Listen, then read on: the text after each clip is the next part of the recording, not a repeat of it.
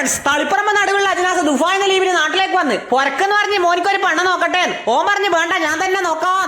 അങ്ങനെ മുടിയെല്ലാം മാറി കുട്ടപ്പനായി മംഗലം കഴിക്കാൻ വേണ്ടി ഒരു പെണ്ണി നോക്കി റോട്ടുമിലേ നടന്ന് ക്ഷീണിച്ച ഒരു പോസ്റ്റിന് ചാരി നിന്ന്. അന്നേരം ഉണ്ട് ഒരു മൊഞ്ചത്തിയായ പെണ്ണ് റോട്ടുമിലേ നടന്നു വന്ന്. ഓനോടും ചിരിച്ച്, ഓനോടും ചിരിച്ച്. ഓനോട് ചോദിച്ചു, ഇക്ക എന്റെ പൊരക്കേക്ക് വരുന്നാന്ന്.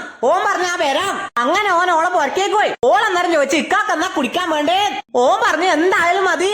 അന്നേരം ഓളി ചോദിച്ചു, എന്നാ കുറച്ച് കഷായം എടുക്കട്ടെ ഇക്കാൻ. അത് കേട്ടത് അന്റെ ഉമ്മോന്ന് പറഞ്ഞിട്ട് ഇരുന്നിടന്നെണീച്ചോണ ഒറ്റ ഓട്ടോ ഓടി ഓനോന്റെ പൊരക്കെത്തി.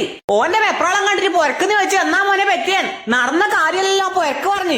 അന്നേരം പൊരക്കെന്ന് പറഞ്ഞ് മോൻ ബേജാറാണ്ട, മോനിക്ക് നല്ലൊരു പെണ്ണ ഞമ്മ കണ്ടുപിടിച്ചു. അങ്ങനെ പെരക്കാരെല്ലാം കൂടി പെണ്ണിനെ പരുതി ഇറങ്ങി. അങ്ങനെ പരുതി വീട്ടുകാരെല്ലാം ചെരുപ്പ് തേഞ്ഞല്ലാണ്ട് പെണ്ണ് മാത്രം കിട്ടിയിട്ടില്ല.